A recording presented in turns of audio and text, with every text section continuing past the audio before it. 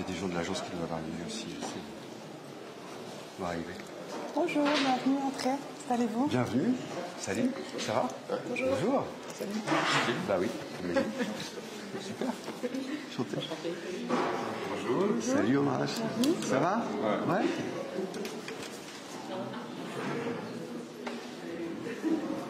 Les copains et l'agence. Je sais pas s'il y aura beaucoup de monde, c'est le 18 comme ça. T'avais des inscrits quand même? Oui, 40. Et c'est vrai qu'on a les vacances, le Covid. Ouais.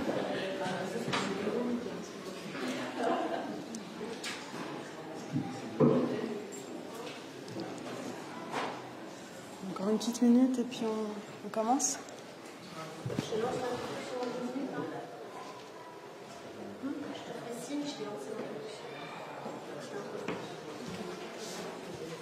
Je peux m'asseoir.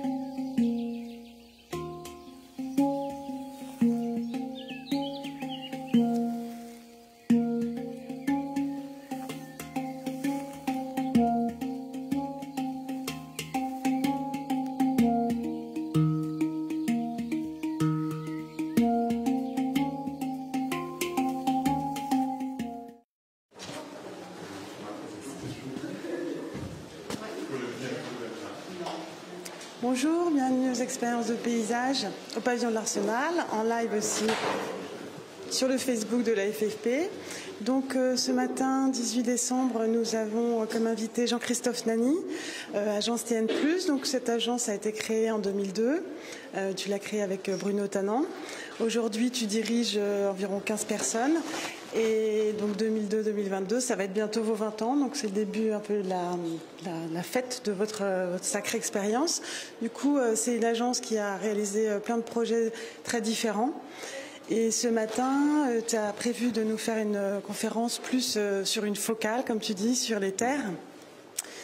Et donc, on a hâte de voir cette conférence. Et c'est vrai que cette question des terres pour la profession, c'est une évidence depuis toujours.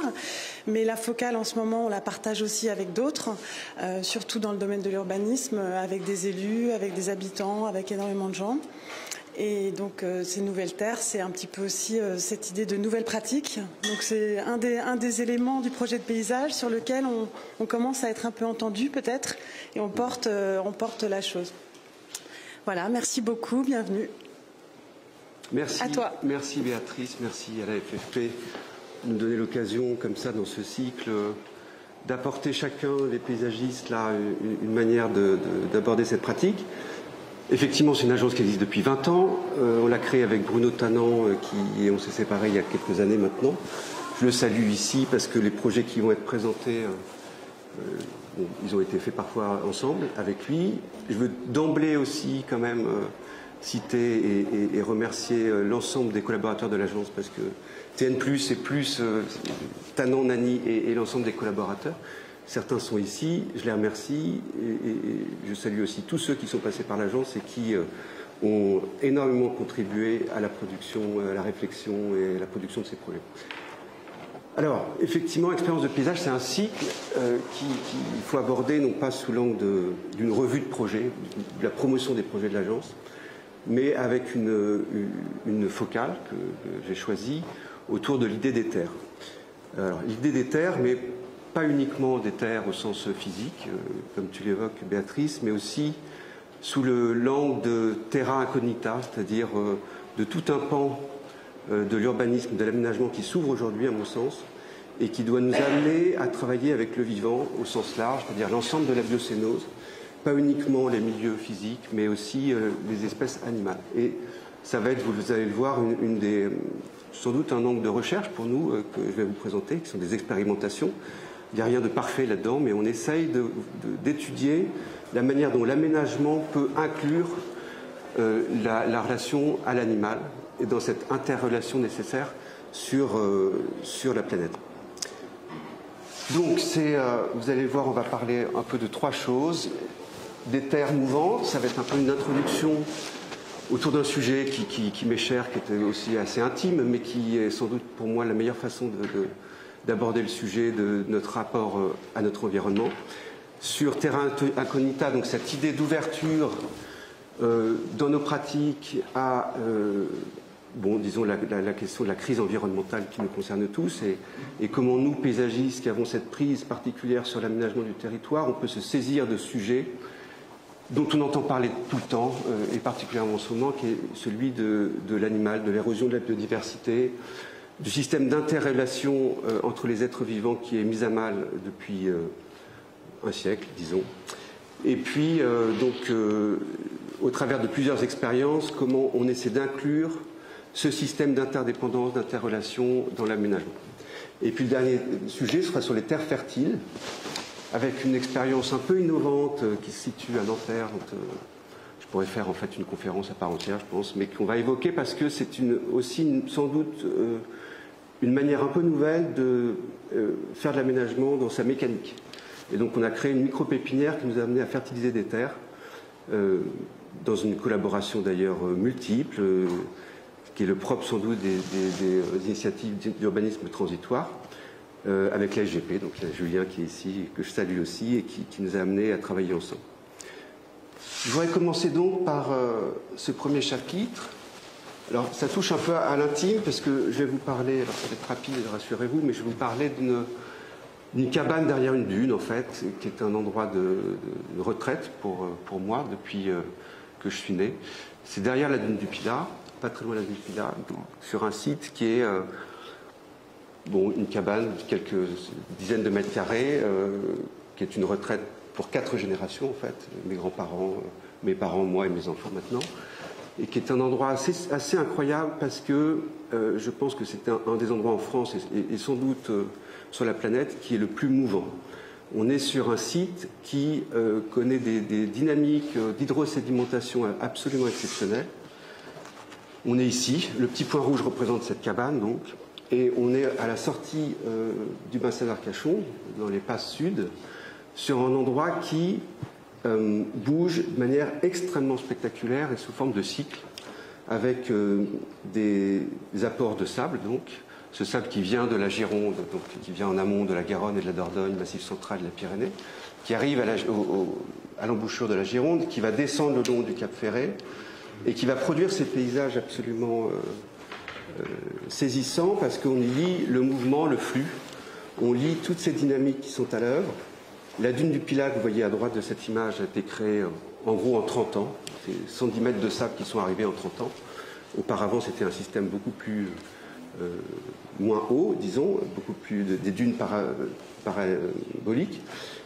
Et en fait, on est sur un lieu, je vous dis, c'est un des lieux qui bouge le plus dans le monde. Je crois qu'en Guyane, il y a un endroit, un estuaire aussi qui est aussi mobile. Mais quand on compare comme ça des photos aériennes sur 1950 jusqu'à 2010, là vous avez 1950, 1980 et 2010 à peu près, on voit à la fois le voyage de ces bancs de sable du nord au sud. Ce sont des amas de sable qui viennent du nord, donc de l'embouchure de la Gironde, qui se concentrent et qui engraissent les plages du Cap Ferret, qui se situe ici, et qui un jour se détachent pour traverser l'embouchure du bassin d'Arcachon et se souder au sud, au lieu dit la lagune d'ailleurs, qui s'appelle la lagune, parce que le jour où les bancs de sable se soudent à cette côte, ça forme une sorte de lagune. On est donc sur un endroit absolument incroyable, une expérience quand on y va comme ça depuis 40 ans, 50 ans bientôt, qui est une expérience physique du paysage et du mouvement. On a ce petit, pour bien comprendre, repérer ici cette idée de cycle, avec des mouvements, des migrations en fait de bancs de sable qui vont du nord au sud, qui traversent le bassin, qui font qu'on a des passes nord ou des passes sud pour les bateaux qui changent sans arrêt. Et moi, à l'échelle donc de ma petite existence, là j'ai déjà vu un banc de sable quitter le Cap Ferret, se retrouver au milieu du bassin et puis se souder à la lagune. Donc avec une plage qui était immense avec sa lagune, avec une espèce de baïne intérieure et puis qui s'est érodée sous l'influence de ces courants marins. Ça, c'est un petit zoom pour bien réaliser l'intensité de ces mouvements. En rouge, c'est cette fameuse maison. En jaune, ce sont les blocos. Parce que cette maison a une histoire, elle a été, disons, un QG ou une base arrière des Allemands pendant la guerre. Au moment du mur de l'Atlantique, ces blocos ont été érigés. Ils étaient en haut de la dune au moment de leur construction. Et cette maison ici était l'endroit des baraquements. Donc les Allemands y avaient installé un endroit plutôt pas mal pour défendre l'entrée du bassin d'Arcachon. Ça, c'est 1960. Là, vous avez 1985 à peu près. Vous voyez les mêmes... Oui, je t'en prie. Vous voyez donc ces blocos. Alors, blocos, c'est une telle masse de béton, bien sûr, que ce sont des points géostatiques sur une carte. C'est-à-dire que tout peut bouger autour, tout peut bouger dessous, mais en tant que masse, évidemment, elle reste à la même position géographique.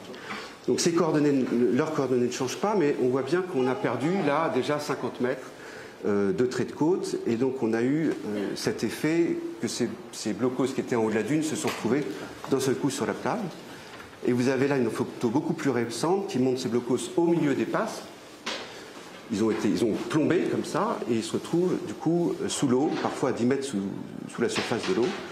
Et on voit très bien ce mouvement de poussée dunaire là, qui est une espèce de condensé de ce qui a pu se passer sur la dune du Pilat, c'est-à-dire en 20 ans, un tas de sable qui est passé de 20 mètres de haut à 60 mètres de haut, donc 40 mètres de sable qui sont arrivés sur des surfaces, sur des durées qui sont extrêmement resserrées. Et donc cette cabane se retrouve ici, la dune là, vous voyez que cette dune elle prend parfois 3 mètres par an en pied de parcelle, et donc on est sur une parcelle, parce qu'on est propriétaire de l'ensemble, qui pour un tiers maintenant se retrouve sous le sable. On a aussi, d'ailleurs, puisque le cadastre est aussi quelque chose qui ne bouge pas facilement, des parcelles qui sont ici et qui se retrouvent sous l'eau. C'est en gros plus de 60 mètres de trait de côte qui ont reculé comme ça. J'ai quelques photos parce que ça montre assez bien, ça c'est quand on était jeune, disons ces blocos en haut de la dune, avec le paysage des bancs de sable, le banc d'Arguin qui est un peu plus loin.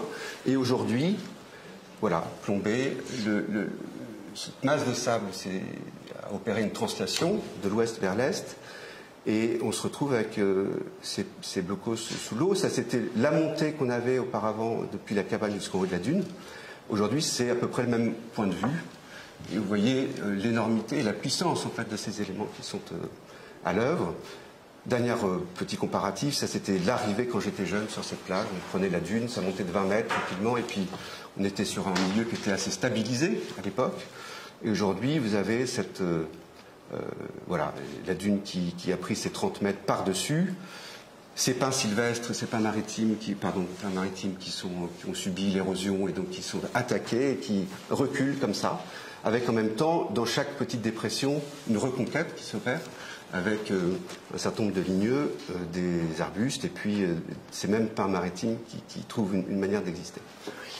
Donc ça, c'est une photo du haut de la dune, que j'aime bien parce qu'elle montre toute disons, la fragilité de cette situation.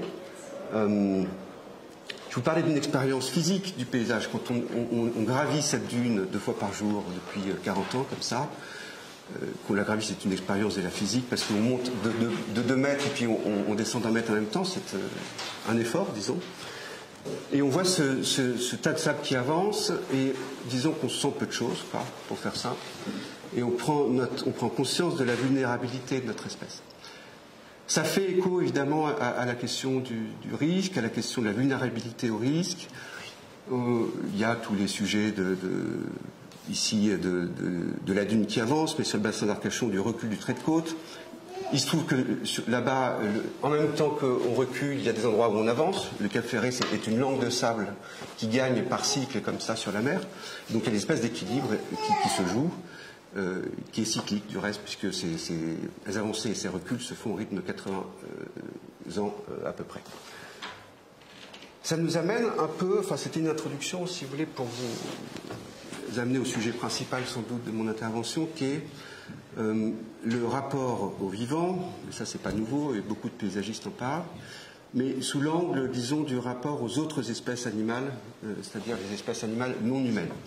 Il se trouve qu'on a eu un certain nombre d'expériences qui nous ont amenés au travers des parcs zoologiques d'abord, et aujourd'hui au travers de nombreux projets d'urbanisme ou d'aménagement qu'on a appelé la biocité, je vais y venir, à nous interroger sur quelles relations on entretient ou on doit entretenir avec les autres espèces animales, étant donné qu'on est une espèce particulière qui est évidemment une espèce de folie de consommation d'espace et donc d'ignorance en même temps des dynamiques naturelles qui sont à l'œuvre.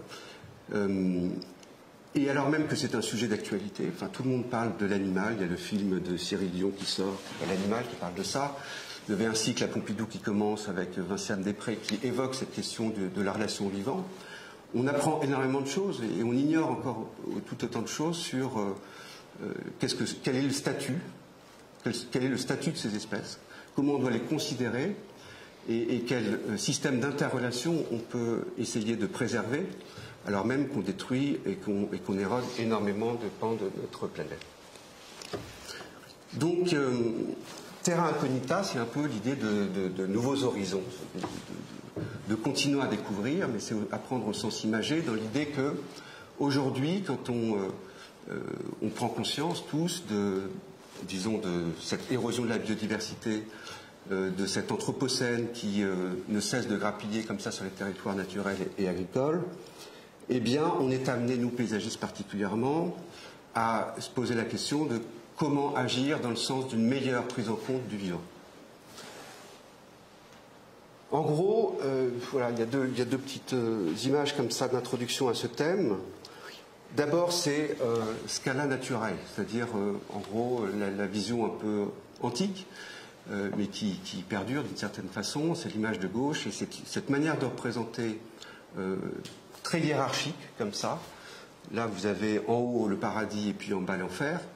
Et par étage, comme ça, des couches successives qui montrent d'abord tout ce qui est le règne végétal, le sauvage, les animaux, mais pas n'importe quels animaux, disons les animaux domestiques à l'époque, et puis le grand tri, c'est-à-dire on monte au paradis et après on va redescendre à l'enfer. Donc c'est une façon très hiérarchisée et qui montre une prédominance quand même de l'homme par rapport à l'ensemble de ces espèces et même une sorte de déni ou de déni de l'ensemble de ces systèmes vivants. À droite, vous avez ce qui en fait provient de la pensée de Darwin, donc on a fait un grand saut bien sûr, mais c'est ce travail sur l'origine des espèces et une manière un peu différente de représenter l'humain dans l'ensemble du vivant, de la biocénose, avec cette idée d'arborescence et donc d'un tronc commun qui fait qu'on serait tous liés quand même par quelque chose qui est tout à fait différent de la vision précédente.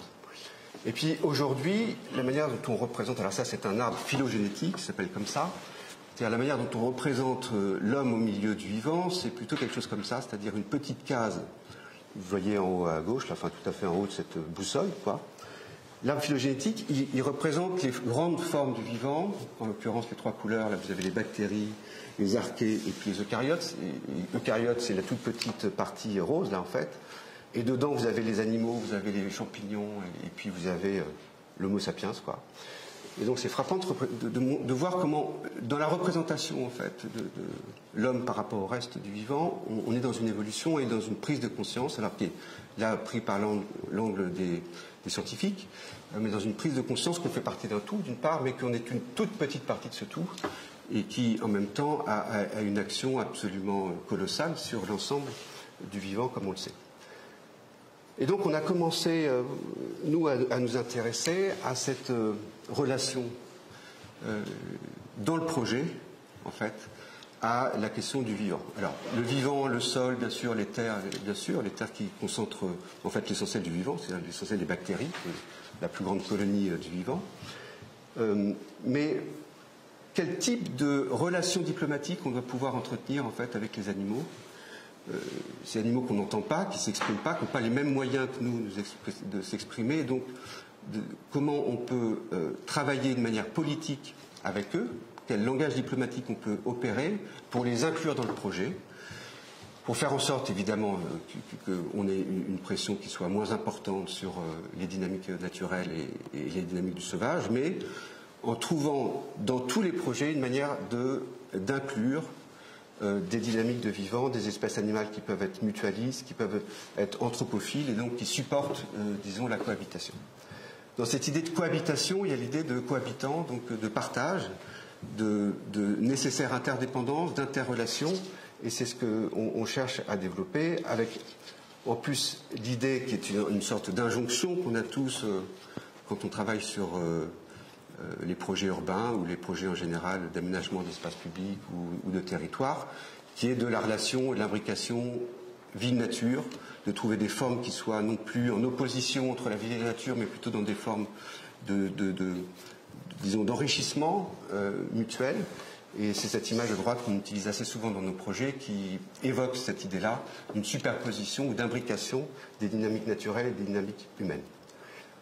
Alors il se trouve que notre première expérience, elle s'est opérée au travers de projets de zoo, donc qui est une entrée très, très spécifique, puisque un parc zoologique aujourd'hui, en gros, c'est un outil pédagogique d'abord, c'est un outil de sensibilisation aux vivants, sensibilisation aux écosystèmes, aux menaces qui pèsent sur les écosystèmes, et du coup à, disons, l'objectif supérieur de conservation des espèces.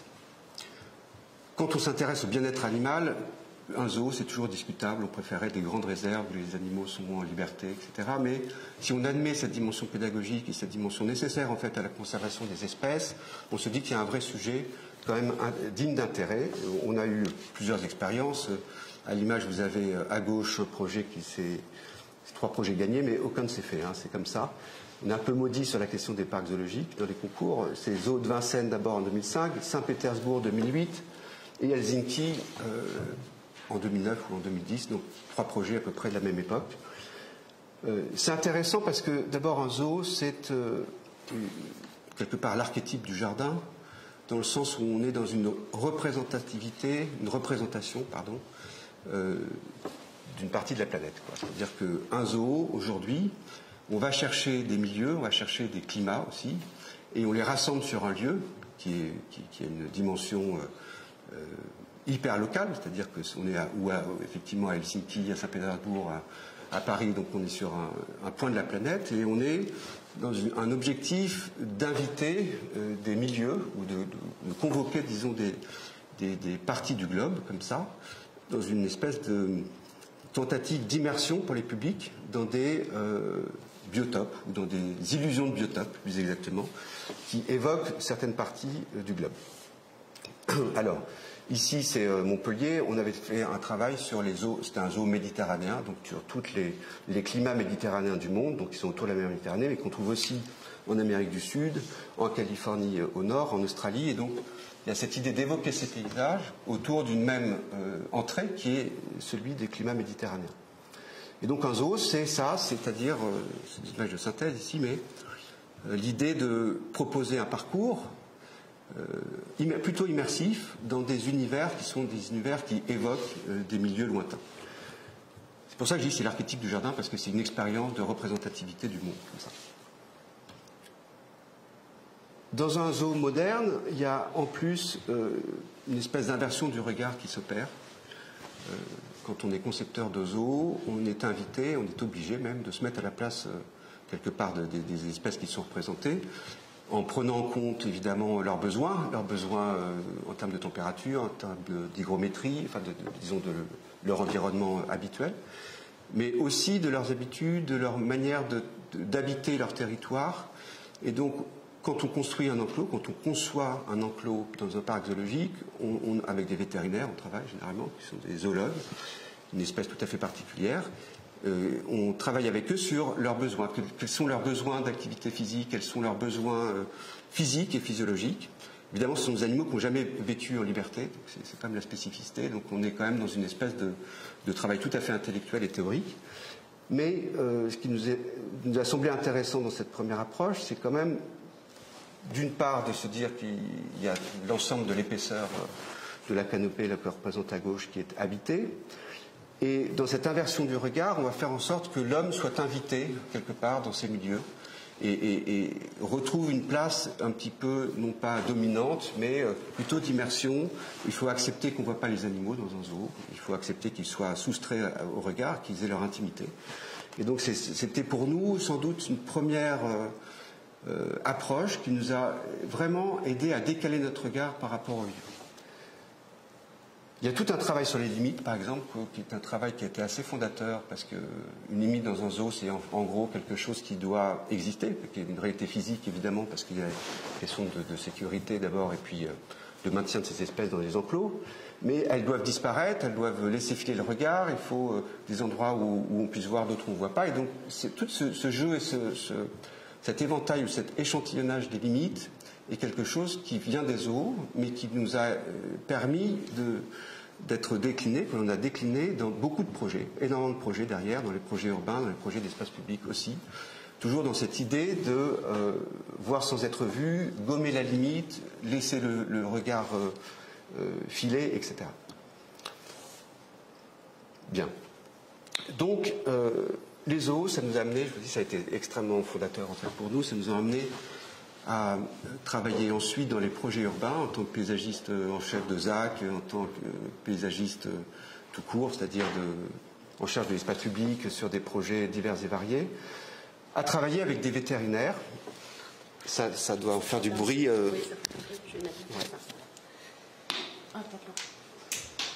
Merci.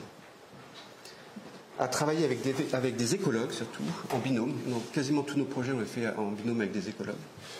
Sur ce qu'on a appelé la biocité. Bon, c'est un terme qui vaut ce qu'il vaut, mais qui évoque, disons, cette idée de cohabitation, cette idée d'inclure dans notre démarche de paysagiste, dans les propositions d'aménagement qu'on fait, tout ce qui est assez invisible, au fond, qui vient souvent dans les études d'impact, pour faire simple, c'est-à-dire les espèces présentes, les milieux présents, les espèces protégées, etc., mais qui n'est jamais véritablement remonté au niveau du projet. Donc on est militant d'une écologie de projet, c'est-à-dire c'est pour ça qu'on travaille avec des écologues qui ne sont pas là pour faire des inventaires uniquement, mais pour nous aider à concevoir des espaces qui respectent les besoins de chacune des espèces animales non humaines. Et donc la première chose qu'on fait, c'est qu'on cartographie le vivant. C'est-à-dire que ces données qu'on voit toujours, comme je vous le disais, souvent dans des documents un peu annexes au plan guide, etc., souvent dans les études d'impact en effet, c'est jamais cartographié. Donc nous, on représente à la fois les milieux, donc les milieux ouverts, les milieux de lisière, les solets, là vous avez plusieurs exemples, hein, l'idée n'est pas de rentrer dans ces projets, mais de montrer les milieux qui sont en présence et de montrer les espèces qui y habitent, sachant que c'est extrêmement difficile de montrer les habitats des animaux parce que c'est extrêmement différent de l'habitat humain. En fait, l'habitat humain, c'est en gros, vous pouvez prendre une carte du bâti, on a tous fait ça à un moment donné, on présente le bâti, c'est l'habitat humain. Représenter le territoire des autres espèces animales, c'est beaucoup plus compliqué parce qu'il n'y a pas de bâti, proprement dit évidemment, et l'habitat, c'est le territoire, quelque part. C'est-à-dire que les animaux se déplacent, évidemment, ils sont en lien profond avec un territoire physique, géographique, et ils sont dans un lien tout aussi important aux autres espèces animales. Donc cette interrelation, c'est ce qui définit l'habitat en fait des espèces animales, ce qui n'est pas le cas tellement pour nous, les autres humains. Donc, première chose, c'est commencer à le représenter, à le faire remonter pour qu'il y ait une conscience des dynamiques qui sont à l'œuvre. Évidemment, quand on est amené à faire ça, généralement, c'est qu'on a un projet derrière. On a bien conscience, naturellement, que le projet va abîmer, d'une certaine façon, ce territoire, et donc l'habitat de ces espèces vivantes qui sont présentes. Mais le fait de les représenter, c'est déjà dire, elles sont là, voyons comment on peut les maintenir si c'est possible, voyons aussi quelles sont les qualités, disons, d'usage fonctionnel au sens écologique du terme qui sont là pour voir comment on peut les reproduire dans le projet urbain à venir. Et puis, surtout, évaluons les espèces cibles. Et ça, c'est très intéressant. Enfin, c'est quelque chose qu'on découvre en ce moment, les espèces cibles, c'est-à-dire les espèces qui pourraient mieux cohabiter, bien cohabiter avec nous autres humains, et qui peuvent être invitées dans le projet. Donc, en même temps, on présente ce qui est là, mais aussi on va travailler avec les écologues sur les espèces animales, les milieux, du coup, qui vont faire habitat, qui peuvent être incorporées, intégrées dans le projet urbain parce qu'elles sont mutualistes, c'est-à-dire qu'elles trouvent un intérêt réciproque avec nous à exister sur le même territoire, ou elles sont anthropophiles, c'est-à-dire qu'elles aiment la présence, ou elles sont commensales, qui sont des espèces végétales. Et donc, tout ce travail-là, il alimente le projet, véritablement, on en fait un outil, mais presque un préalable à toute opération d'aménagement. Évidemment, quand on va parler de biodiversité, on ne peut pas ne pas parler d'usage simultanément. Sachant que la meilleure biodiversité, enfin l'endroit où la biodiversité est la plus pleine, disons, c'est les endroits de quiétude, les endroits les moins dérangés. Et donc on a fait un peu ce schéma qui est assez simple à comprendre, du plus calme au plus dérangé ou du plus naturel au plus aménagé. Et ben on a des types d'usages qui vont se développer, qui sont attendus en fait, mais qui vont permettre du coup un degré de naturalité qui n'est pas le même. En gros, dans les zones les plus naturelles ou les plus calmes, vous avez ce qu'on appelle en termes écologues des zones d'exclusion, c'est-à-dire des zones de nature pour elles-mêmes où l'homme ne va pas, ou quasiment, qui sera peut-être amené à venir, mais pour une intervention à minima. Vous avez dans la zone intermédiaire ce qu'on appelle la zone de superposition, c'est-à-dire une zone où on peut imaginer des superpositions de fonctions, usages anthropiques et puis fonctions écologiques qui peuvent cohabiter. Et donc ça veut dire des usages permis, mais quelque part sous conditions. Et puis dans la zone la plus en haut à droite, c'est ce qu'on appelle les zones d'intégration, en langage d'écologue, c'est-à-dire plutôt à dominante d'activité humaine, mais qui doivent toujours permettre d'intégrer et de superposer certains types d'habitats pour des espèces particulières qui sont souvent certains oiseaux, les chiroptères, des lézards, des choses comme ça.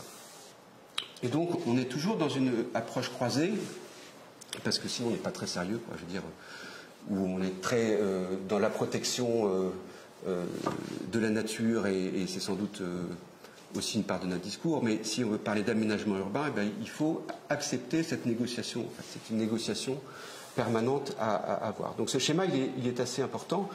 Les zones, disons, d'exclusion, on les a travaillées dans pas mal de projets. Là, vous voyez des images de projets qui sont à Lille, en l'occurrence. Et donc c'est un travail sur, disons, des systèmes de plantation de baliveaux, de recréation de zones humides, que vous voyez ici, par exemple, à Lille, le long d'une rivière qui s'appelle la vallée du Lys. Des façons de traverser ou de parcourir ces espaces qui mettent toujours à distance, qui sont dans une espèce de respect de ces milieux. Et puis un travail très fin qu'on fait à l'agence sur les cortèges végétaux, les alliances végétales, pour recréer des dynamiques qui vont être de l'ordre des dynamiques spontanées. C'est-à-dire plutôt mettre en place des conditions de dynamique spontanée plutôt que dans des plans de composition, de plans de plantation qui vont travailler sur toujours les mêmes sols, etc. Donc on travaille sur des colonies adaptées à des sols, donc disons sur l'épaisseur substrat palette végétale, et qui permettent comme ça à la nature de se déployer avec ses propres règles, et donc des interventions humaines à minima. Si on parle de zone de superposition, vous vous souvenez du schéma, là on est dans un autre exemple, il se trouve que c'est la Cité internationale universitaire. On est donc sur un espace qui est un espace de parc, au fond, mais au sein duquel on va ménager des espaces qui vont être traversés, des espaces qui vont être vécus. On a des grandes pelouses, hein, bien sûr, c'est la Cité U, donc il y a des étudiants, c'est un parc parisien quand même. Mais on a eu tout un travail sur la mise en place de milieux, d'une mosaïque de milieux naturels plus importante que celle qui existait, au fond. Puisqu'on est sur un parc, disons pour faire simple, des grandes pelouses avec des beaux arbres, très type arboretum, et puis avec une particularité, c'est comme vous avez des maisons qui abritent ces étudiants, autour de chacune de ces maisons, vous avez des jardins, donc vous avez le jardin franco-britannique, le jardin suisse, etc. Donc on a travaillé, nous, sur la CTU, sur la mise en place de nouveaux milieux, de colonies végétales nouvelles, de jardins de pluie, c'est-à-dire des espaces qui servent à gérer les eaux pluviales, mais qui sont aussi des milieux spécifiques et des habitats spécifiques.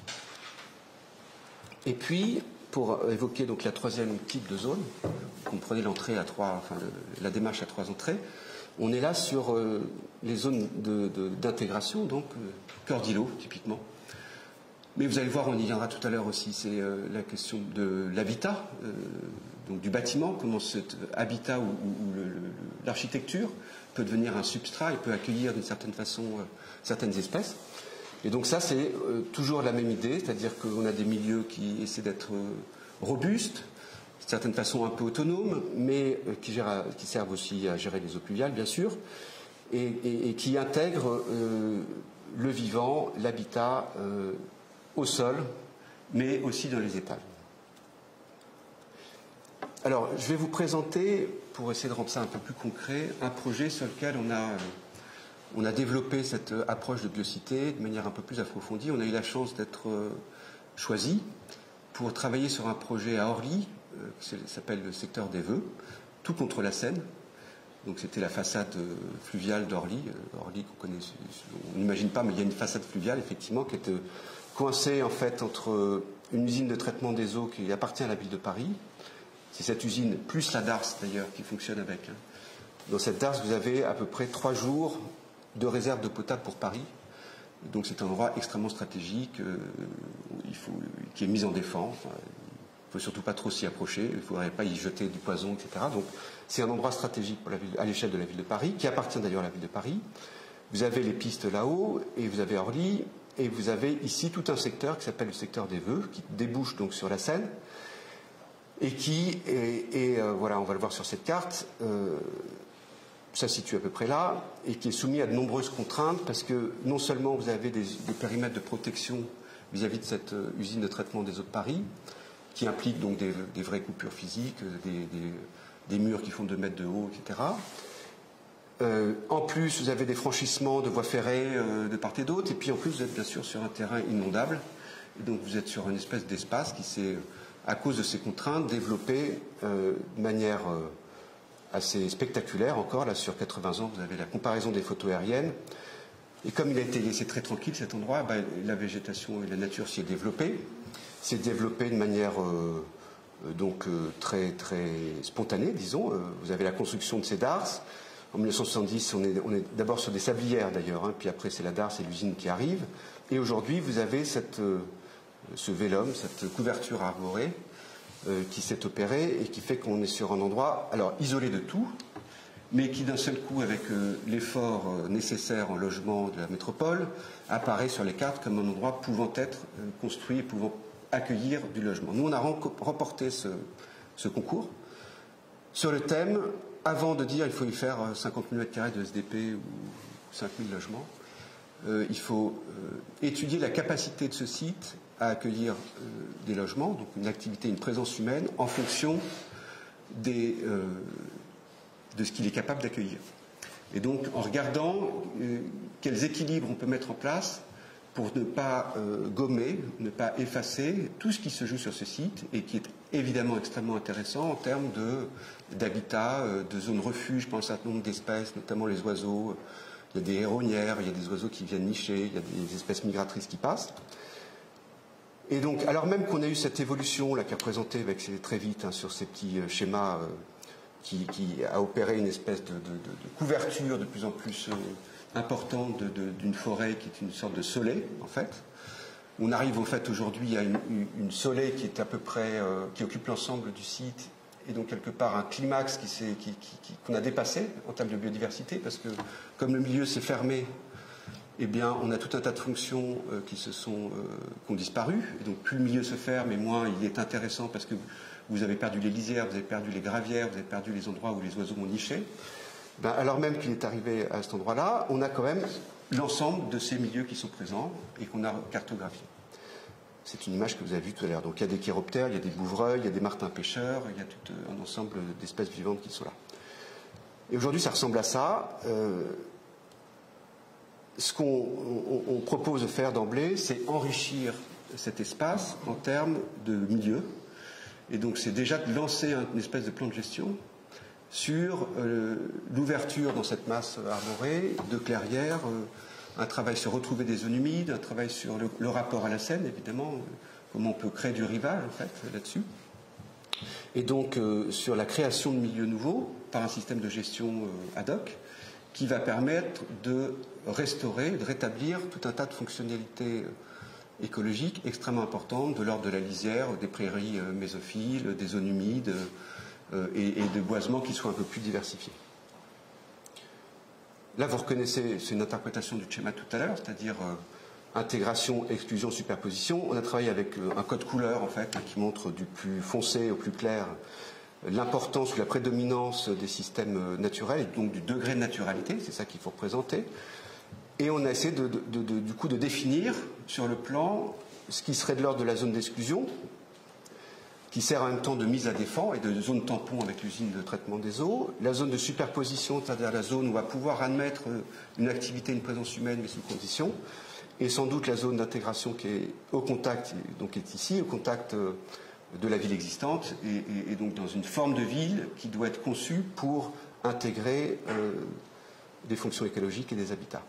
Ces trois zones, c'est à la fois des systèmes de gestion différenciés, enfin différents, qui vont du différencié au raisonné, au zéro phyto, etc., suivant les degrés d'intervention. C'est aussi, c'est l'objet de ce petit schéma qu'on ne voit pas très bien, mais toute une réflexion sur de l'urbain au naturel, les degrés de naturalité comme ça, concentriques, disons, et les activités qu'on peut y trouver. Donc il y a toute une réflexion sur l'agroforesterie, donc des systèmes un peu hybrides qui permettent de passer disons, de systèmes économiques et d'une gestion du territoire particulière à un système plus naturel, donc une transition, disons, du plus naturel au plus urbain. Ça, c'était pour évoquer quand même le type d'ambiance d'une part et le type de gestion et le type d'usage qui vont aller derrière. Et donc on a décliné comme ça, toujours par zone, à la fois des systèmes de gestion, des usages adaptés, donc conformes à ces degrés de naturalité souhaités, et qui vont donc des espaces les plus intenses en termes de pression anthropique aux espaces d'agriculture urbaine qui, là encore, connaissent une espèce de transition entre les jardins familiaux à l'agroforesterie, qui est un système mixte, qui tend vers la naturalité. On peut y trouver des formes qui se rapprochent aussi de l'éco-pâturage ou des cultures particulières. Bon, voilà, je ne vais pas aller trop loin là-dessus. Et puis, ça passe donc par aussi un travail sur la topographie, un travail sur retrouver donc des zones humides, ça veut dire creuser à certains endroits pour emblayer à d'autres. Ça, c'est ce que vous avez aujourd'hui. Et on propose donc plusieurs choses. Creuser ici, quasiment au contact de la Seine, pour retrouver des zones humides, pour retrouver des fonctionnalités donc, écologiques. Et en même temps qu'on creuse, on va pouvoir emblayer à certains endroits, ce qui va nous permettre d'habiter cet endroit. Parce que comme il est soumis au PPRI, ça veut dire qu'il faut quand même des zones d'évacuation, des parcours d'évacuation d'urgence.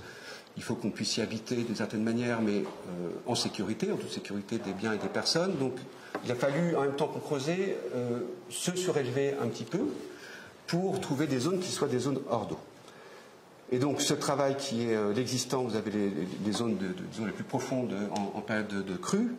Eh ben, il est amplifié, il est rendu aussi plus visible, ce qui est un intérêt, au sein d'un parc, vous allez voir que c'est un parc mixte, hein, qui est mi-habité et mi-naturel, avec des zones qui sont plus en eau, plus profondes, moins profondes, et qui sont parfois hors d'eau, ce qui va nous permettre de poser une passerelle, vous allez le voir, une passerelle qui enjambe les voies ferrées, qui touche le sol, et qui permettra un jour de traverser la Seine pour aller du côté du Nef-Saint-Georges. Et donc, alors même qu'on fait ce genre de travail, et quand on considère la Seine comme milieu qui a un potentiel extrêmement fort, qui est sans doute l'armature principale de la région parisienne en termes de continuité écologique, et ben dans l'épaisseur du lit majeur, quasiment, on vient créer des zones qui sont extrêmement intéressantes et qui sont rares, parce que ce sont des zones de frayère pour pas mal de poissons, notamment. Elles sont en lien avec la Seine et elles permettent donc voilà, d'amplifier encore une fois l'intérêt écologique de la zone et de créer des espaces, des ambiances qui sont inédites le long de la Seine. Et donc on voit qu'on dessine, c'est un peu une idée encore à l'état de plan guide hein, pour l'instant, on n'en est que, disons, aux prémices, l'opération va partir en ZAC peut-être prochainement, mais on est dans cette représentation-là, où vous voyez donc les espèces qui sont préservées, celles qui sont présentes et celles qu'on va intégrer en tant qu'espèces cohabitantes sur notre proposition. On a cette passerelle qui va enjamber les voies ferrées, qui va se poser au sol et qui un jour traversera. Et c'est sur cette passerelle que vont s'agréger un certain nombre d'habitations, de bâtiments donc, qui seront sur pilotis, qui laisseront l'écoulement des eaux se faire et qui seront surélevés. Et ce qu'on a fait, ça ressemble à un plan de plantation, mais ce n'est pas un plan de plantation, c'est un plan qui représente, disons, le vivant. Et chaque petit point correspond à des ensembles d'insectes ou des ensembles d'espèces animales. Et c'est aussi pour montrer les endroits où certaines espèces ont besoin d'une zone d'exclusion pour elles-mêmes, donc il ne faut pas se rapprocher, typiquement la héronnière par exemple, et celles qui vont pouvoir admettre de se rapprocher de l'activité humaine jusqu'à venir même jusqu'à des endroits d'intensité d'usage assez forts. Et donc cette façon de représenter, c'est aussi nouveau, je pense. C'est pas un plan de plantation, mais c'est un plan en fait des espèces animales et derrière ça des habitats. Bon, voilà, c'est des coupes qui évoquent ce système à étage encore. Tout le travail sur le sol, sur le travail des milieux, sur le travail des usages possibles et de la matière bâtie aussi. Bon, je vais assez vite là-dessus. Ça, c'est la DARS. Vous avez ces zones d'exclusion qui servent en même temps de zones de mise à distance, zones tampons, puisque vous avez expliqué qu'il fallait protéger ces endroits-là. Et donc, c'est là où tout le travail sur les limites qu'on avait fait sur les eaux a tout son intérêt, parce qu'on a fait tout un travail de limites qui sont gommées dans le paysage, qui sont incorporées dans les systèmes plantés, dans des dépressions, dans des... voilà, par ici, ou dans des zones humides, ou voilà. Donc c'est tout le travail de rendre des systèmes défensifs efficaces, mais en même temps, quelque part, invisibles aux visiteurs. En illustration, donc on s'inspire de tous ces systèmes de clôture qui viennent des systèmes historiques et classiques, AA, jusqu'au système des zoos, donc on avait travaillé dans nos projets. On essaie d'aller un peu plus loin que ça alors d'accompagner en fait un mouvement qui s'opère, je crois, chez certains architectes, qui est de considérer la matière construite, disons l'architecture, comme substrat, c'est-à-dire comme moyen d'accueillir le vivant. Alors c'est un thème en soi, ça fait 20 ans qu'on voit des immeubles et des images de concours qui proposent des forêts sur les toits, qui proposent des immeubles colonisés sur toutes les surfaces dans les 3 dimensions par la végétation. Nous, on se dit, une voie sans doute d'innovation à venir, c'est de considérer cette matière construite comme une matière capable, sous certaines conditions, d'accueillir des dynamiques naturelles spontanées. J'insiste sur spontané parce que ça veut dire ne pas faire appel à des dispositifs de 80 cm de terre, imaginer des forêts sur le toit, ce qui est un peu quand même une espèce de contresens. Quand on parle de naturalité d'une forêt, on voit bien que ça ne peut pas être sur un toit, mais c'est plutôt imaginer cette matière comme capable alors si elle accueille un peu l'eau, si elle accueille quelque part un peu de terre ou de matière, et ben d'accueillir des formes de vivants qui sont en fait existantes à l'état spontané, c'est-à-dire certains ligneux, les mousses, les lichens, des choses qui trouvent appui dès lors qu'il y a un peu de manière à s'accrocher parce que les racines peuvent s'y faufiler ou parce qu'il y a un petit peu d'eau simplement.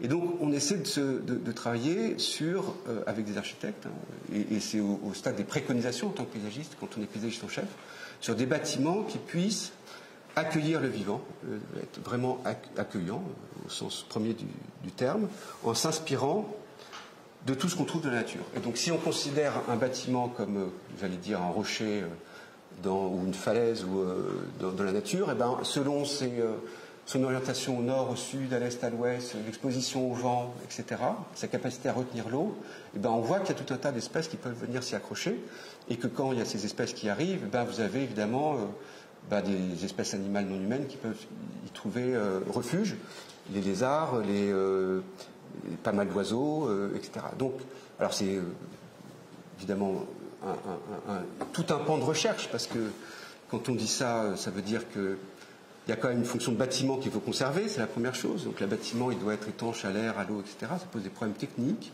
Mais on pense, et on commence à en parler avec des industriels du bâtiment, que le béton, par exemple, c'est ce qu'on a fait beaucoup dans les faux rochers sur les eaux. Et ben, s'il est traité d'une certaine manière, avec des anfractuosités, avec une rugosité particulière, et ben, il est capable, dans le temps, d'accueillir une forme de vivant et de proposer une espèce de superposition matière construite, matière habitée et matière vivante.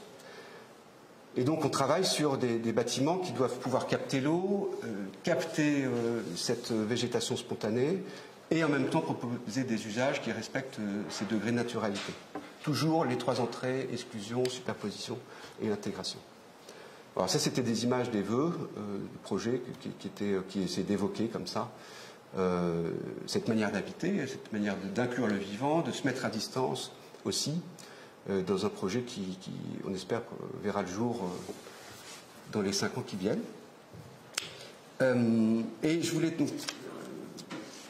voilà, vous verrez, je ne sais pas s'il y a une très grande transition, mais sur la question des terres, on a eu, ça s'appelle Terre Fertile, on a eu une expérience de paysage avec Yes We Camp, qui est un opérateur que vous connaissez peut-être, qui s'occupe d'occuper des territoires ou des espaces de manière momentanée ou transitoire.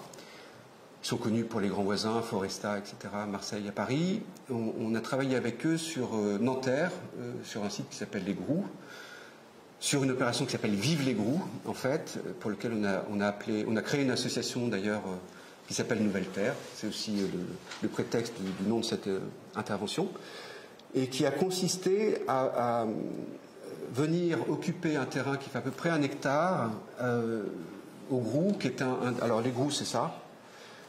Vous voyez la Défense, on est à Nanterre, on est sur un territoire, disons, post-industriel de 90 hectares, et qui est identifié comme une des grandes réserves foncières de projets immobiliers. On parle de 600 000 m² de surface de plancher sur ce site à venir. Paris La Défense, qui s'appelait les PADESA à l'époque, avait eu l'idée de lancer simultanément 2 types d'appels à projets. Un qui s'appelait Construire les Groux, donc des appels à projets classiques de type promotion, enfin promoteur, groupement, architecte, paysagiste, pour, disons, répondre à des projets immobiliers sur ce secteur, et en même temps préfigurer les Groux, et c'est là-dessus que nous on s'est positionné avec Yes We Camp, préfigurer les Groux, qui était l'idée que ce projet allait prendre 10, 15, 20 ans, et qu'il fallait, d'une certaine façon, festivaliser cette opération et proposer une manière de l'occuper tout de suite en s'appuyant sur des porteurs de projets. Porteurs de projets qui sont des porteurs de projets identifiés, alors qu'ils sont souvent sur l'urbanisme transitoire. C'était vraiment le cœur de cette démarche de préfigurer les Groux. Mais en l'occurrence, il y avait plusieurs sites. Il y avait une parcelle de 9 000 m² dont je vais vous parler. Il y avait aussi des bâtiments désaffectés sur lesquels les porteurs de projets, disons plus dans l'événementiel, se positionnaient. Et l'idée, c'était donc d'occuper cet endroit pour préfigurer le quartier des Groux.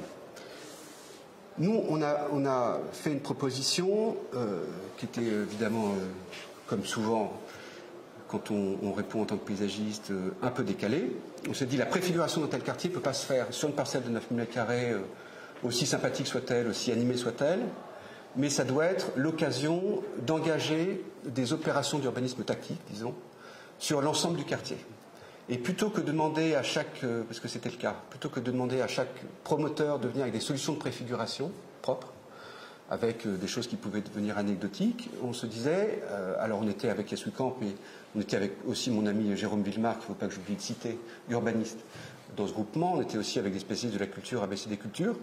On s'est dit, ça doit être une base arrière pour engager des opérations de reconquête immédiate, de parcours, d'aménité dans ce site qui fait 90 hectares, qui est extrêmement stérile, à la fois en termes de sol et à la fois en termes d'usage. Et donc, ce qu'on avait proposé, ce qui n'est évidemment pas allé au bout, malheureusement, mais c'était de se servir d'une association qu'on crée, même d'une société coopérative d'intérêt collectif, une SIC qu'on a souhaité créer, pour rassembler un certain nombre d'acteurs qui sont nous-mêmes porteurs de projets, l'aménageur, la ville de Nanterre, les habitants et les promoteurs qui sont amenés et qui sont concernés par la préfiguration du site parce qu'ils y trouvent un intérêt, évidemment. Dès qu'on fait ce genre d'opération d'urbanisme transitoire, on met un coup de projecteur sur des pans entiers de la carte parisienne et donc, quelque part, on valorise le mètre carré, quasiment, j'allais dire, pour un promoteur. Donc on s'est dit, il y a quelque chose à inventer, de mettre autour de même association, d'une même entité, ces acteurs qui sont si différents, des promoteurs, des habitants, des collectivités, des aménageurs et des porteurs de projets, pour décider de comment on emploie l'argent pour aller au service des habitants et pour opérer des vraies actions concrètes de transformation des lieux. Et donc on avait un certain nombre de pistes comme ça, de mettre en place des parcours, de végétaliser, de décrouter des sols, des parkings, de proposer des équipements qui pouvaient être mobiles, etc. Évidemment, ça ne s'est pas fait comme ça. Évidemment, on s'est beaucoup battu avec Yes We Camp pour mettre en place ce système, et puis il n'a pas été opérant, c'est-à-dire que l'aménageur n'a pas souhaité imposer aux promoteurs ce mode de faire, et donc les promoteurs sont venus avec leurs propositions et leurs porteurs de projets, et donc il y en a une dizaine sans doute, ou une vingtaine demain, de propositions de préfiguration sur des petites parcelles, sans coordination, sans régie de quartier, malheureusement, et donc on s'est concentré, nous, sur cette parcelle. Cette parcelle de 9 000 m², on a souhaité, c'est pour ça qu'on appelait une micro-pépinière, enfin, la proposition s'appelait pépinière d'égout d'ailleurs, parce qu'on accueillait des activités possibles pour les habitants, des façons de co-construire des choses, de partager ensemble. Il y avait un volet événementiel, de voisinage, de bricoler ensemble. Et il y avait une proposition de micro-pépinière, c'est-à-dire en gros de planter des jeunes arbres avec les habitants sur place en disant ces arbres, on va les planter ensemble et ils vont voyager dans le projet. Ils vont venir occuper l'espace en transitoire et ils vont venir s'implanter de manière définitive au gré des opérations d'aménagement d'espace public. Et donc on a cherché, alors ce n'est pas une idée tout à fait neuve, mais nous on a cherché à voir si c'était viable, s'il y avait une réalité économique derrière cette idée de pépinière urbaine, s'il y avait du sens au fond aussi quand même sur est-ce que ça a du sens plutôt d'aller chercher des arbres sains qui sont élevés dans des pépinières de plein champ. Et donc on a exploré ça, ça nous a demandé énormément de temps, beaucoup d'énergie, pour voir comment on pouvait faire. Donc l'idée, vous l'avez compris, c'est planter in situ des jeunes arbres, de trouver un modèle économique qui permette à des gens de s'en occuper, parce que les arbres, il faut les tailler, il faut les transplanter de temps en temps, etc. Il faut aussi proposer une animation, parce que l'idée de produire des arbres en ville, ce n'est pas en soi satisfaisant. Ça peut être intéressant s'il y a des activités disons pédagogiques, s'il y a des événements qui sont organisés avec des groupes scolaires, par exemple, pour parrainer ces arbres, s'il y a des cours qui sont faits autour du bouturage des arbres, sur la taille des arbres, sur les sols, etc.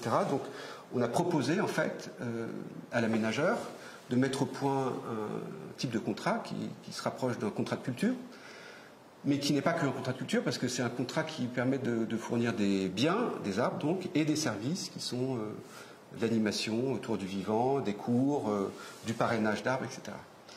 Et donc on a fini, ça a été compliqué, mais parce que les services juridiques, ça les a un peu bousculés, mais on a fini par trouver un moyen contractuel de faire, dans le cadre des marchés publics, pour contractualiser et planter de cette façon, et commander des arbres, en fait, des jeunes plants qui sont parfois petits, parfois grands, parce qu'il faut faire correspondre cette dynamique de pépinière, qui fait pousser des arbres sur des cycles de 3 ans, comme ça, avec des transplantations tous les 3 ou 5 ans, enfin, on va dire, avec des objectifs de livraison d'espace public. Donc, vous avez une mécanique ZAC, avec des objectifs de livraison 2023, 2026, 2028, et nous, donc, on doit s'équiper, ou on doit choisir des arbres dont la taille ou la force correspond à ce qu'ils devront admettre comme force dans 3 ans ou 6 ans, selon ce rythme.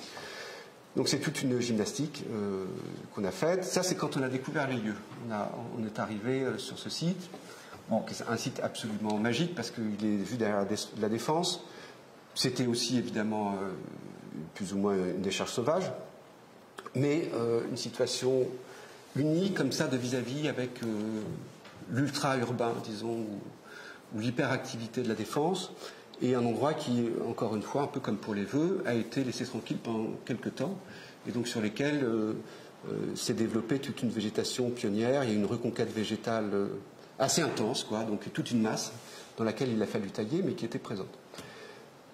Et puis il y avait une dalle aussi, donc voilà, ça, vous avez une idée de ce qu'on a trouvé quand on nous a donné les clés. On a commencé avec Yes We Camp, ça c'est vraiment leur truc, ils sont très bons là-dessus, à faire un peu de communication et voilà, avoir un certain nombre d'actions immédiates, modestes en fait, sur ce site, qui ont consisté en fait à la fois avoir un langage, disons, des interventions de graphisme ou de peinture, voilà, pour faire exister ce lieu dans l'imaginaire, montrer qu'il se passait quelque chose. Et aussi, à parfois enlever comme ça un élément d'un mur en béton pour montrer qu'il y avait derrière toute une vie, à tailler un peu dans cette masse pour proposer l'accueil et l'entrée dans ce site et d'encadrer la visite, et donc d'ouvrir ce site. On a commencé aussi à mettre en place tout un écosystème, parce que disons, le modèle économique de cette intervention de Vive l'Égrou, qui n'a pas de recette, en fait, c'est aussi d'accueillir tout un tas d'initiatives qui sont extérieures, mais qui peuvent se développer sur le site. En l'occurrence ici, on a travaillé avec Thierry Boutonnier, qui lui-même travaille pour la Société du Grand Paris, sur un projet qui s'appelle Appel d'air, et qui consiste à faire pousser des paulownias, 90 paulownias qui seront plantés sur les parvis des futures gares du Grand Paris Express. Donc on a accueilli ces 90 paulownias sur site. Il y a une opération de plantation collaborative, donc avec des habitants. Ça, c'était assez tôt dans le projet. Et donc ça amène ces moments qui sont des moments de partage, qui sont des moments extrêmement riches, qui mélangent les populations. Il y avait le maire, il y avait le président de la LGP qui était venu d'ailleurs, il y avait Thierry Boutonnier, des artistes, des voisins, des travailleurs, et on est venus tous travailler là-dessus. Et aujourd'hui, ce site, il représente peu ou prou à ça. On y trouve, ça c'est une image qui a un certain temps, maintenant il y a encore plus d'activités qui sont déployées. On y trouve un bagnat pour prendre des bains russes. On y trouve des halles pour des séminaires. L'endroit est ouvert pour des entreprises, on est juste à côté de la Défense, qui peuvent y faire des séminaires comme ça, disons New Age, quoi, un peu. Ça ressemble un peu à ça. Et ça, c'était au moment où on n'avait pas planté, mais on s'est retrouvé face à un problème de taille qu'on n'avait pas anticipé du tout. C'est que ce site, évidemment, était pollué à un niveau où on ne pouvait pas accueillir véritablement du public. Donc il fallait deux choses. Il fallait trouver une solution pour confiner cette pollution et en même temps accueillir du public, donc confiner la pollution pour accueillir du public, pardon, et en même temps constituer un socle de terre fertile et propre d'une certaine façon, à même de faire pousser nos arbres. Donc premier sujet qui n'était pas prévu, c'est qu'il a fallu trouver une ressource, quoi, qui est celle des terres. Et donc, alors moi j'ai fait une plaquette, je me suis mis sous le bras pour aller voir des partenaires, notamment la Société du Grand Paris, donc en leur disant, bon, vous extrayez des millions de mètres cubes de terre pour les tunneliers, pour les gares, etc. Et donc vous traitez ce que vous appelez des terres inertes ou des déchets, au sens juridique du terme. Et bien cette matière peut nous intéresser parce que nous on cherche à constituer des terres fertiles.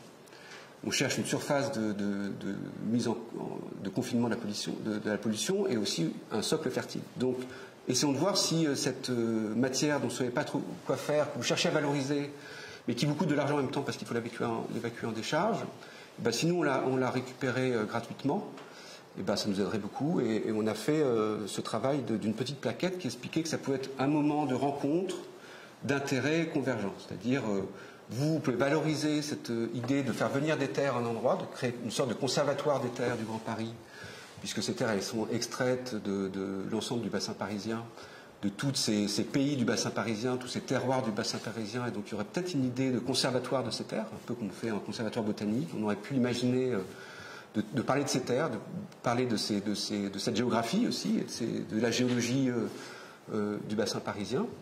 Et puis, en contrepartie, nous, on vous en débarrasse et puis on va les fertiliser. Et donc, ça a marché à peu près. On a récupéré en tout cas un certain nombre de terres. On a récupéré des milliers de mètres cubes de terre. Et on a pu communiquer là-dessus. Ça a donné une nouvelle dimension à ce projet qui n'était pas pressenti d'ailleurs au départ. On n'avait pas imaginé à devoir faire tout ça.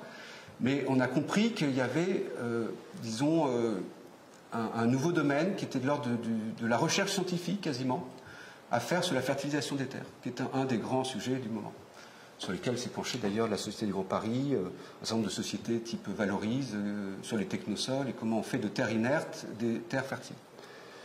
Donc on a d'abord commencé à récupérer ces terres, il a fallu les régaler, en faire une espèce de géographie, quoi, en faire un paysage. Donc là, Paris La Défense nous a aidés quand même là-dessus. C'est pas beaucoup, mais c'est quelques moyens. Et ensuite, on travaille avec Daniel Soupe, donc qui est un paysagiste, un pépiniériste, pardon, un peu particulier, qui dès qu'il s'agit de faire des choses qui sortent des traditions ou des habitudes, eh ben, il est toujours partant, qui lui-même dépose tout un tas de brevets tout le temps pour l'ADEME, etc. Donc on l'a appelé et on a travaillé sur la fertilisation des sols. Il est venu faire des analyses de ce qu'on a récupéré comme type de sol, bactéries, mycorhizes, endomycorhizes, ectomycorhizes, et on a mis en culture un certain nombre de bactéries ciblées pour correspondre à ce qui était sur place, qu'on avait ramené, et pour transformer donc ces terres, qui étaient avec une composition physique et chimique particulière, pour les transformer en matériaux fertiles. Et donc on a mis en culture avec un laboratoire ces bactéries. Ça arrivait un jour par Chronopost, quoi, comme ça, des espèces de petits bocals. Ce bocal, on l'a mis au frigo quelque temps, et il y avait des milliards de bactéries dedans, et qui était en fait la clé pour nous. C'était une sorte de trésor, parce que ça nous permettait de transformer ces terres en quelque chose de vivant.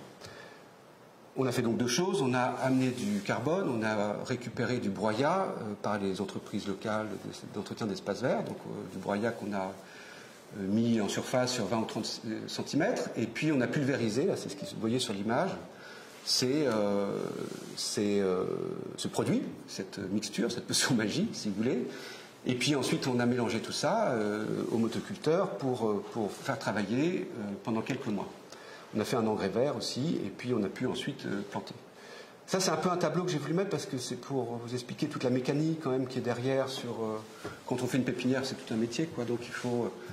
Et puis une micro-pépinière, comme on l'a conçue, c'est encore plus particulier parce qu'il y a des objectifs de livraison à date fixe. Et donc il faut savoir ce qu'on commande, à quelle force. Il y a toute une négociation de la palette végétale. Ça, c'était tout un pan assez intéressant, à la fois avec Paris La Défense, avec le service des espaces verts qui ont leurs habitudes sur la palette végétale, en fait, le catalogue de cette pépinière, avec les concepteurs, en l'occurrence In Situ et Agence Terre, qui avaient aussi leurs idées de ce qu'ils voulaient mettre en place en termes de palette végétale. Et donc et puis nous-mêmes qui sachions parfaitement qu'est-ce qu'on pouvait mettre en place comme culture. On a dit, on a un terrain, il est comme ça, il n'est pas n'importe comment, c'est pas tout à fait une pépinière classique, il est peut-être un peu plus lourd que la moyenne. Donc voilà ce qu'on peut vous proposer, et en plus avec des propositions d'arbres d'avenir, c'est-à-dire des arbres qui pouvaient anticiper le réchauffement climatique. Donc on a croisé un peu nos propositions avec celles de l'aménageur de la ville et des concepteurs pour mettre au point une palette végétale susceptible de faire l'objet de ce fameux contrat de culture. Et donc c'est toute cette mécanique là qu'on a représentée sur ce tableau et qui s'est traduite donc en contrat de culture avec Paris La Défense. La même chose. Voilà. On a eu un moment dantesque, on a eu ce moment où on a récupéré 150 arbres. Et c'était le 1er mars 2020, c'était juste avant le confinement. Toute l'agence était là, ou presque, et puis il y avait pas mal de gens, quoi. Il faisait un temps apocalyptique, on a eu de la neige, de la pluie, il faisait très froid. C'était pas mal pour la boue que ça produit et donc l'adhésion aux racines de ces arbres qu'on a plantés pour beaucoup en racines nues. Et puis il y a eu cette plantation qui était sans doute un moment fondateur pour l'agence et qui a fait que on avait démontré, mais au bout de 4 ans, en fait, que cette histoire de planter des arbres, de les acclimater au fond sur un territoire était possible, avec un système économique qu'on avait pu démontrer, ce qui n'avait pas été encore véritablement fait jusqu'à présent. Et voilà, je voudrais conclure, mais c'est assez rapide, sur un peu ce qui me fait une espèce de maxime que j'ai pu utiliser souvent alors, en tant que paysagiste, et aussi paysagiste conseil de l'État, parce que en tant que paysagiste conseil de l'État, on est amené à aller voir des élus, donc à faire œuvre de pédagogie, de sensibilisation au sujet du paysage sous l'angle, disons, de l'environnement au sens large. Et donc il y a une maxime que j'ai empruntée à Joël de René. Joël de René qui est un scientifique connu et qui travaille avec ses étudiants sur les mathématiques appliquées, sur cette maxime que pour construire un projet, c'est au sens théorique qu'il utilise, il faut 3 étapes au moins avant, il faut comprendre, vouloir et aimer. Comprendre, ça veut dire pour nous comprendre, disons, les dynamiques qui sont à l'œuvre, comprendre le monde tel qu'il vit, la nécessité d'inventer un nouveau modèle qui nous concerne tous collectivement et nous paysagistes en particulier. Vouloir, ça veut dire vouloir changer le monde, vouloir se dire que, enfin vouloir et admettre que tous ensemble, il y a une manière de proposer des modèles alternatifs. Aimer, ça c'est très important parce qu'il faut passer par cette étape où ensemble, eh ben, on a envie d'y aller et on aime ce futur désirable. Je fais une micro-parenthèse sur un sujet qui nous tient à cœur, qui nous concerne beaucoup tous en ce moment, c'est l'artificialisation des sols. Quand on parle de zéro artificialisation nette dans le discours politique, on voit bien que ça opère une espèce de volonté ou de changement de paradigme comme ça, qui dit il faut arrêter d'artificialiser les sols et donc il faut continuer quelque part, ça c'est le pendant, à aller sur la ville sur elle-même, donc à proposer des solutions d'habitat plus denses, plus compactes. Et ça va à l'inverse de ce que souhaitent les populations actuelles, puisque avec le Covid notamment, les gens veulent au contraire plus de place, des pavillons si possible, 1000 mètres carrés si possible. Et donc il faut faire œuvre de pédagogie, de conviction que ce futur, il doit être désirable, et qu'il y a des moyens d'habiter alternatifs à ce modèle pavillonnaire qui est souhaité pourtant, et qui peuvent rencontrer cet objectif et cette injonction d'arrêter d'artificialiser les sols. Et c'est comme ça qu'on peut construire. Construire, c'est construire ensemble, c'est beaucoup agir ensemble, et c'est pour ça que j'ai souhaité vous montrer ce projet des Nouvelles Terres au Grou, parce qu'il y a cette idée que la co-construction, ça passe par faire des choses ensemble, et que le lien, on peut le trouver beaucoup dans l'action. Et je vous remercie de m'avoir écouté, je vous remercie de m'avoir donné l'occasion de vous présenter tout ce travail. Et peut-être qu'on peut en discuter maintenant si vous le souhaitez.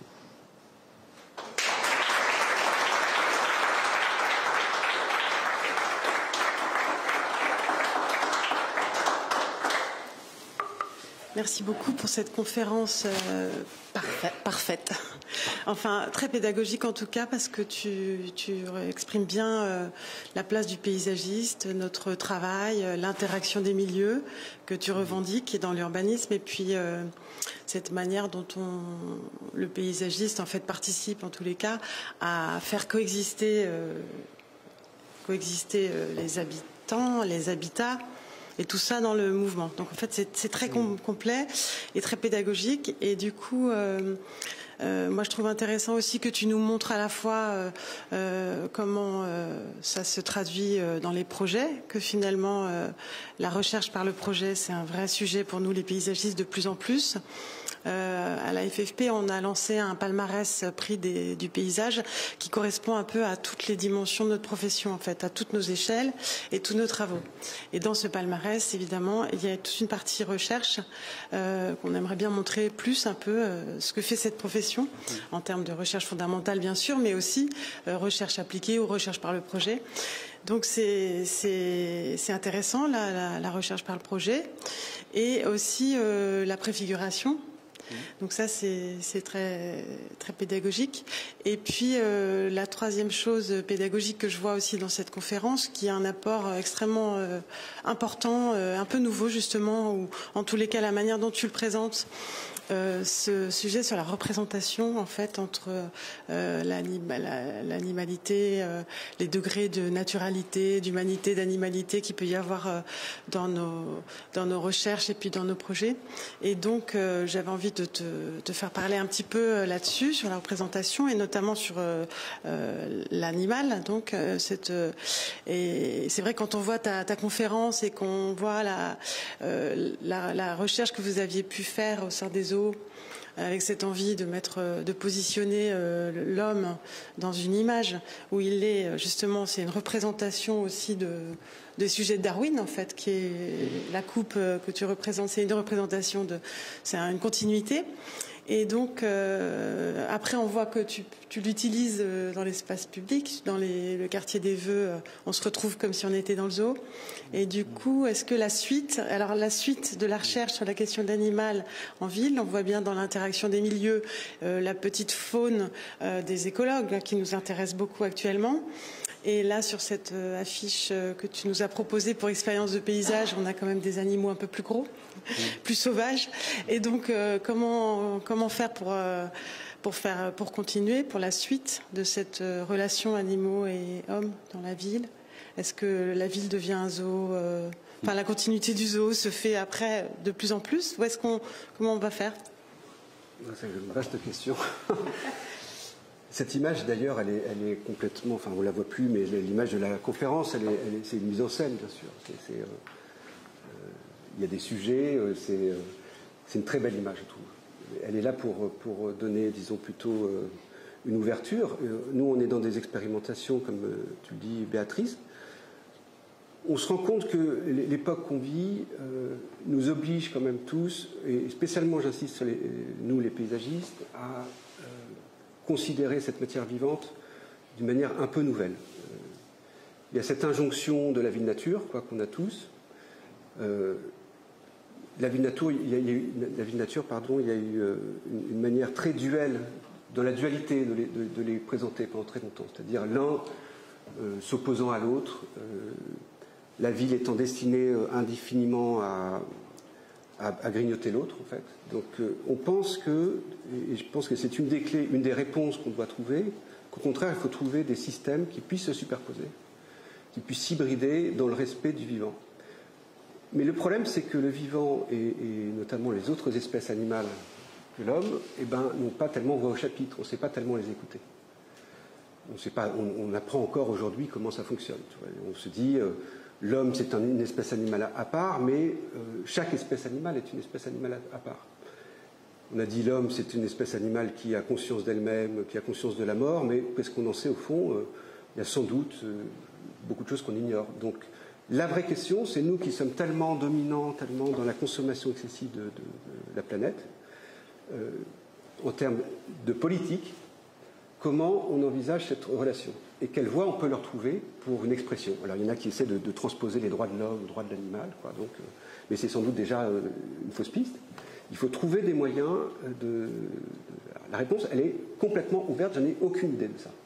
Par contre, ce que je sais, c'est que en représentant les choses, comme on essaie de le faire dans les projets maintenant, en expliquant qu'un territoire sur lequel on arrive, c'est un territoire habité déjà, il y a des habitants qui sont là au fond, et qu'il a des fonctions, enfin que ce territoire y vit parce qu'il permet des déplacements d'espèces, il permet la cohabitation d'espèces entre elles. Une espèce ne peut pas se définir sans son interdépendance, son interrelation avec les autres espèces. Et bien, si on explique ça, sans doute on commence à faire germer quelque chose dans la tête de nos aménageurs, de nos élus, de nos politiques. Donc c'est qu'il faut intégrer toute cette dimension qui est invisible à notre réflexion.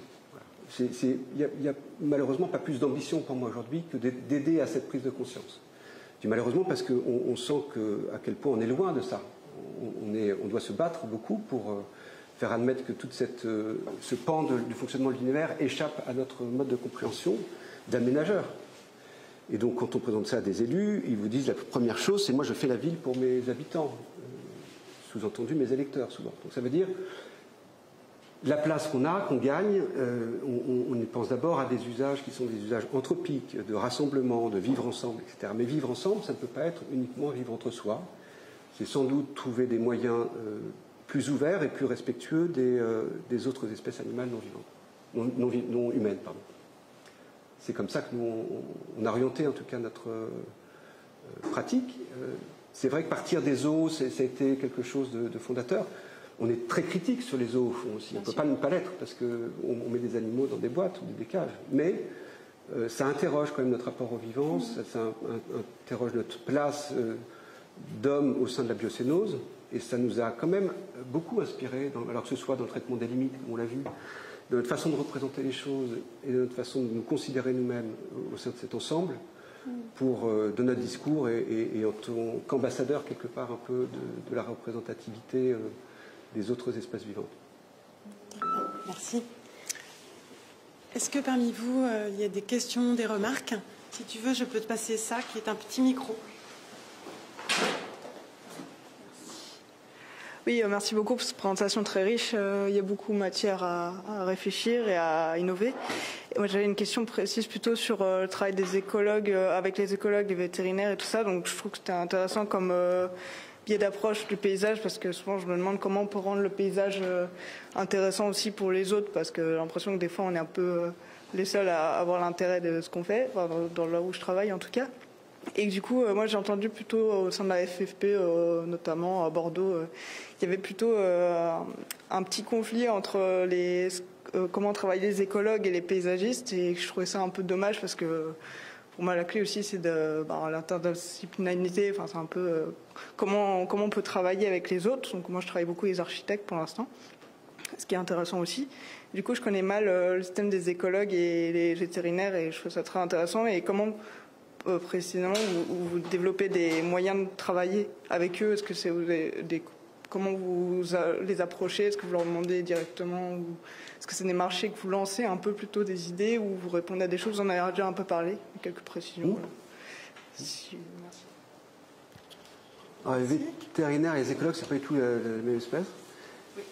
Les vétérinaires zoologues spécialement, alors, avec qui on a travaillé sur les zoos, sont des gens un peu souvent un problème avec la nature humaine. Ils vont souvent, alors ils partent 3 semaines, 2 mois, 2 ans de la forêt équatoriale, étudier telle ou telle espèce de serpent ou d'araignée. Enfin, mais c'est des gens absolument passionnants parce qu'ils sont ultra spécialistes, sont de grands experts sur, alors souvent quelques groupes, les primates, les insectes ou les oiseaux. Sont spécialisés, mais ça a été des collaborations extrêmement intéressantes parce qu'ils nous aident à nous plonger dans les besoins, les habitudes, les besoins physiologiques de chacune de ces espèces. On a travaillé avec ces vétérinaires pour les zoos. Les écologues, on travaille avec eux, mais quotidiennement. Pas avec tous les types d'écologues, là encore, il y a sans doute des sous-espèces, mais il y a des écologues de projet, quoi, vraiment, qui sont là, non pas pour faire que des inventaires, quoi, pour faire simple, ou des études d'impact, mais pour voir comment on peut faire du projet avec l'écologie, quoi. C'est-à-dire comment on peut intégrer des systèmes performants en termes de fonctionnement écologique au sein de systèmes qui sont performants en termes d'urbanisme. Donc cette rencontre entre les dynamiques humaines et les dynamiques naturelles, nous, en tant que paysagistes, on n'est pas spécialement, enfin, on n'est pas spécialistes, on n'est pas experts de ça au départ. Pas moi en tout cas. Donc on a besoin d'écologues pour travailler là-dessus. Vous demandez à des écologues de travailler avec vous sur le projet? Absolument, on fait des groupements, on s'associe avec eux. Avant qu'il y ait une demande de mettre une poche, vous demandez par exemple au concours d'intégrer les écologues, parce que des fois, oui, alors. Oui, non, alors quand même, il y a de plus en plus, heureusement d'ailleurs, des compétences en écologie demandées dans les cours. Mais si elles ne le sont pas, on propose qu'elles le soient, oui. Il n'y a pas encore les groupements avec les vétérinaires, mais ça viendra peut-être. Pour certains sujets, oui. Bien. D'autres questions? Des remarques? J'enlève le masque, j'ai un peu du mal avec ça. Oui, je partirais de la fin de ton exposé, qui était assez parfait et qui surtout, moi, me réconforte sur l'évolution du rôle du paysagiste. Je pense qu'effectivement, il y a, je ne sais pas si tu es représentatif, vous êtes représentatif globalement d'une évolution générale, mais j'ai l'impression un peu, et qu'effectivement cette profession qui était très enfermée sur des projets ponctuels, qui se posaient pas tellement qui remettaient pas en cause les questions qui lui étaient posées, qui essayaient d'y répondre bien. Et sans doute la vraie évolution, c'est qu'on essaye de reposer les questions autrement. Tu terminais en disant finalement le vrai problème, c'est qu'on est un peu en opposition, finalement que la ville s'est opposée à la nature, que l'homme s'est opposé à la nature. Je dirais c'est vrai que c'est l'histoire qu'on porte. On est les seuls animaux qui, le plus vite possible, ont mis des chaussures pour pas avoir froid aux pieds, ont mis des vêtements pour se protéger soit de la chaleur, soit du froid, soit... Je veux dire, on est en opposition. Et effectivement, c'est pas seulement par rapport aux animaux, c'est par rapport à la matière même, l'eau, l'air, tout ça. Je veux dire, quand on voit, par exemple, comment est décrit une inondation, qu'est-ce que c'est une inondation ? Pendant des années, on parlait des inondations fantastiques du Nil qui enrichissaient les vallées et tout. Aujourd'hui, le seul mot qui vient avec inondation, c'est catastrophe naturelle. C'est-à-dire que la nature est comprise comme une catastrophe contre nous parce qu'elle nous empêche de faire plus simplement possible ce qu'on a à faire. Donc ça va être quelque chose d'un peu difficile et on le voit effectivement dans le fait que quand on parle, parce qu'on est d'abord très expansionniste, c'est qu'effectivement, du coup, on veut gagner et on voit bien les difficultés qu'ont les réflexions sur la décroissance, qui est un mot très malhabile, Et que pour moi, cette décroissance est une réelle croissance. C'est-à-dire que tout d'un coup, on oublie que croître, c'est pas seulement gagner plus de fric, mais c'est prendre les choses de manière à ce qu'on vive mieux. Bon. Mais cette notion-là, elle est immédiatement insupportable pour les gens, l'idée de la décroissance. C'est intéressant sur le fond quand même ça. Et on voit, du coup, ça m'amène à poser des questions sur les deux opérations que tu as présentées qui me paraissent très intéressantes. Celle des GROU, où il y a un projet d'ambition au démarrage qui finalement est terriblement réduit par une réalité que tu voiles pudiquement, mais qui veut dire qu'il s'est passé quoi derrière tout ça? C'est-à-dire que tout d'un coup, pour le business, c'est pas très bon. Qu'est-ce qui fait que c'est pas très bon, à ta connaissance, pour le business? Pourquoi on ne peut pas réfléchir intelligemment, vivre normalement et faire que ça fonctionne? Pourquoi est-ce qu'on est réduit à amener toujours des opérations assez ponctuelles? C'est-à-dire on revient toujours à des choses, soit c'est parce que c'est des choses qui sont connues et que les gens qui s'engagent là-dedans, les promoteurs au sens large, voient pas bien où ils vont avec ce que tu leur proposes, ça leur fait peur, ils ne veulent pas prendre de risques. Soit c'est autre chose, soit ils pensent qu'ils voient très bien comment ça va se passer et qu'ils vont gagner beaucoup moins d'argent. Ça va être une deuxième position. Et la deuxième question que j'avais, parce que ça m'intéresse vraiment beaucoup, c'est l'idée de la critique que tu faisais a priori de toute l'artificialisation des plantations sur les bâtiments, que moi je trouve totalement aberrante, voilà, mais qui est quand même parce qu'elle porte une image, elle marche. Et je me dis que l'évolution dans l'installation spontanée de végétation sur les matériaux de l'architecture va pas être facile à vendre, parce que les images sont raides, quoi. Faut avoir les yeux de l'amour pour voir tout ça, quoi. C'est un petit peu difficile, quoi. Et comment est-ce qu'on va dépasser ça? Et du coup, dans l'opération d'Orly sur les vœux, on voit que ça suivait ton explication justement sur les possibilités de spontanéité de réinstallation. La première image qui est montrée d'architecture qui s'installe, elle est hyper traditionnelle d'une certaine manière. Voilà.